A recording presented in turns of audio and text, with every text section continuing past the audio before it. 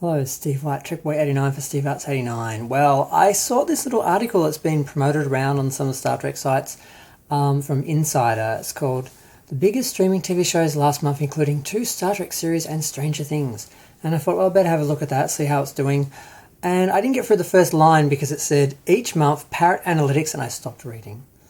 Because Parrot Analytics is a joke. Parrot Analytics, it's a very bad trend where people just count the overall media attention or public attention that a show gets, and they don't actually distinguish between what type. So people could be totally trashing a show and they say, oh my god, it's the biggest, most popular thing ever, when everyone hates it.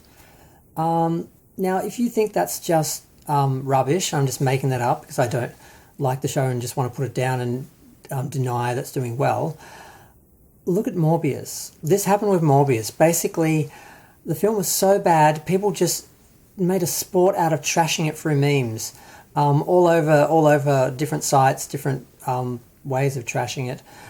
And Sony, who apparently doesn't know the meaning of irony, didn't get that people hated this film, were making a joke out of it and just making absolute sport out of trashing it, re-released the film, which bombed in the cinemas. It made 163 million worldwide on 85 million budget, which is probably not counting another 50 or 100 million in advertising or something. So it basically was a complete bomb, and they re-released it because it got all this attention online. It was getting all this attention. I'm like, they were doing the same thing where they were just looking at the interaction and not gauging which was positive or negative. And they re-released the film in 1,000 theatres and it made $85,000.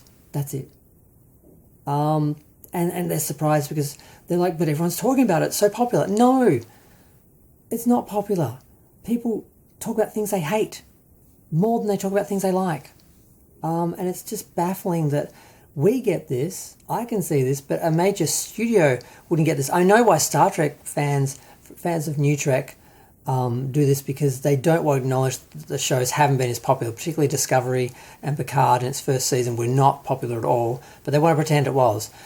Strange New Worlds is popular, and Picard, I think, did better in its second season.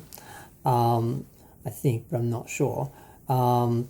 I didn't like either season, but the first and last episode of the show was actually okay. And had a few moments, but the first season there was only the one episode with Troy and Riker, which was just totally on its own, just in its own little bubble from the whole series, which was good, and the rest was absolute trash.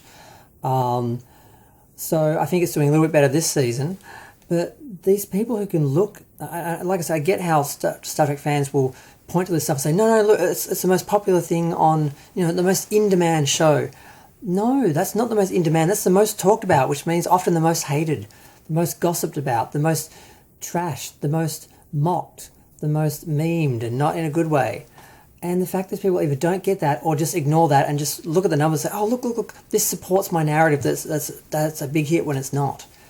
And it's fascinating because I really thought it just operated on that fan level, but to see that a studio actually listened to that sort of, those sort of analytics, those numbers, that sort of type of attention, and had absolutely no idea what it was, and re-released a film which costs money just to basically lose money, and for it to bomb a second time, because they thought, oh, it's found its audience after it was released. If we release it now, it'll make money.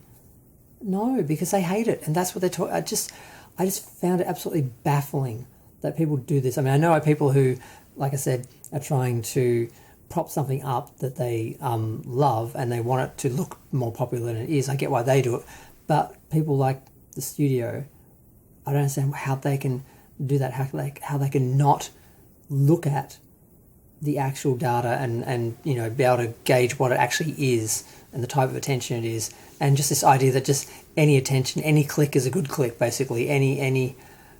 It's just, I just find it bizarre and fascinating on some level, that because I sort of knew, like I said, fans were doing this to use it to manipulate, make things look more popular than they are and so forth, support their own agendas or their own narratives and all that.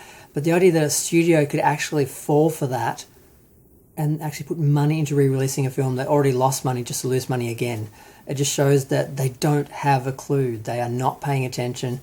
and I just find that fascinating. So this is more about the Morbius